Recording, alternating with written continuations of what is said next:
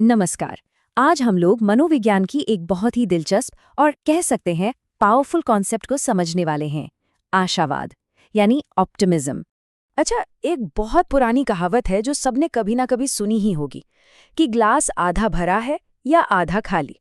अब ये सवाल सिर्फ एक कहावत नहीं है ना? ये असल में हमारे देखने के तरीके, हमारे नजरिए को समझने का एक बढ़िया तरीका है। तो चलिए आज इसी नजरिए को थोड़ा साइंटिफिक एंगल से देखते हैं। तो साइकोलॉजी की भाषा में अगर बात करें तो ऑप्टिमिज्म या आशावाद को एक कॉग्निटिव एक्सपेक्टेंसी कहा जाता है। इसका सीधा सा मतलब है भविष्य में अच्छी चीजें होने की उम्मीद रखना। ये बस एक फीलिंग नहीं है, बल्कि एक तरह की मानसिक उम्मीद है कि आगे जो होगा अच्छा ही होगा। तो फिर ये सवाल उठता है कि ये जो पॉजिटिव नजरिया है, ये आता कहाँ से है? क्या ये हमारे अंदर पहले से होता है, मतलब हम ऐसे ही पैदा होते हैं, या फिर ये कोई स्किल है जिसे हम वक्त के साथ सीख सकते हैं? इसी गुत्थी को सुलझाने के लिए साइकोलॉजी में दो बड़ी थ्योरीज हैं। तो ये दो मुख्य नजरिए हैं। पहला है डिस्पोजिशनल ऑप्टिमिज्म। ये मानता है कि आशावाद एक तरह का स्वभाव है, एक पर्सनालिटी ट्रेट जो ज्यादा बदलता नहीं। और दूसरा है लर्न्ड ऑप्टिमिज्म, और ये कहता है कि नहीं, ये तो सिचुएशन को समझने का एक तरीका है जिसे सीखा जा सकता है और बदला भी जा सकता है। चलिए पहले वाले को थोड़ा और समझते हैं, डिस्पोजिशनल ऑप्टिमिज्म। इस आइडिया को शायर और कार्वर ने दिया था। उनका मानना था कि आशावाद हमारे व्यक्तित्व का, हमारी पर्सनैलिटी का एक स्टेबल हिस्सा है।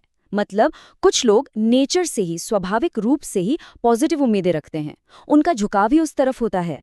अब आते हैं दूसरे आइडिया पर, और सच कहूं तो ये आइडिया काफी हिम्मत देने वाला है। ये मार्टिन सेलिगमन का कॉन्सेप्ट है, जो कहता है कि आशावाद कोई फिक्स्ड चीज नहीं है, बल्कि ये सोचने का एक तरीका है, एक स्किल है जिसे कोई भी डेवलप कर सकता है। तो ये लर्न्ड ऑप्टिमिज्म असल में है क्या? सेलिगमैन के मुताबिक ये एक एक्सप्लेनेटरी स्टाइल है। मतलब आप चीजों को एक्सप्लेन कैसे करते हैं। उनका कहना था कि एक आशावादी और एक निराशावादी इंसान में जो सबसे बड़ा फर्क होता है ना, वो इस बात का होता है कि जब कुछ बुरा होता है तो वो उसका कारण किसे और कैसे मानते हैं। तो ये एक्सप्लेन करने का स्टाइल काम कैसे करता है? देखिए, इसे 3 लेवल पर समझा जा सकता है।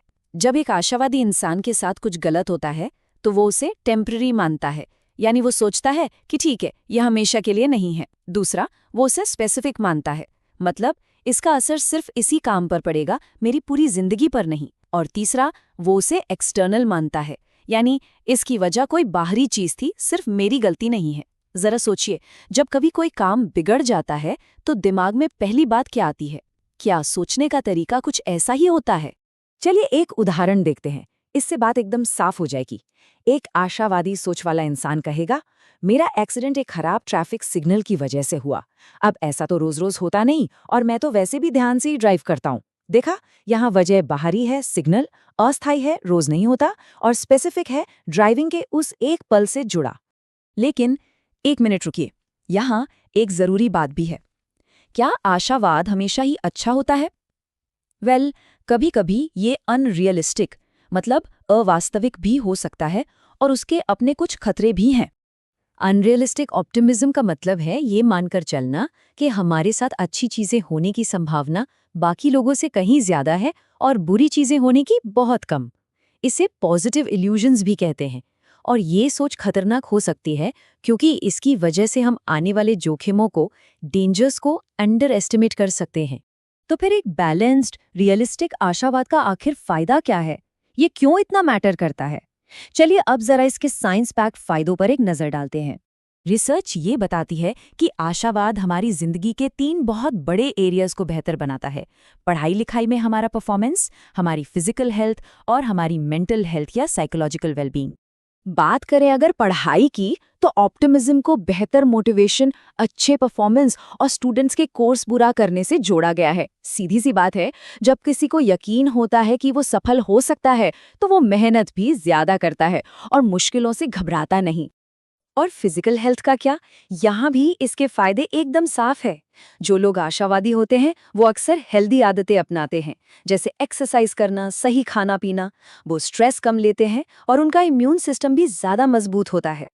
और जब बात आती है मेंटल वेलबींग की, तो आशावादी लोग मुश्किलों से भागते नहीं हैं, वो प्रॉब्लम को सॉल्व करने पर फोकस करते हैं। साइकोलॉजी में इसे प्रॉब्लम फोकस्ड कोपिंग कहते हैं। मतलब वो सिचुएशन से भागने के बजाय उसका सामना करने का रास्ता ढूंढते हैं। कई बार ऐसा होता है ना कि कोई मुश्किल आती है और हम भागने के बजाय उसका हल ढूंढने में लग जाते हैं। हो सकता है अनजाने में हम सब कभी न कभी इस आशावादी स्किल का इस्तेमाल करते ही हैं। तो इस पूरी बातचीत का निचोड़ क्या है? यही कि आशावाद सिर्फ पॉजिटिव थिंकिंग नहीं है, उससे कई ज्यादा है। ये असल में चीजों को देखने, उन्हें समझने का एक तरीका है, एक ऐसा हुनर जिसे कोई भी सीख सकता है और प्रैक्टिस के साथ इसे और बेहतर बना सकता है।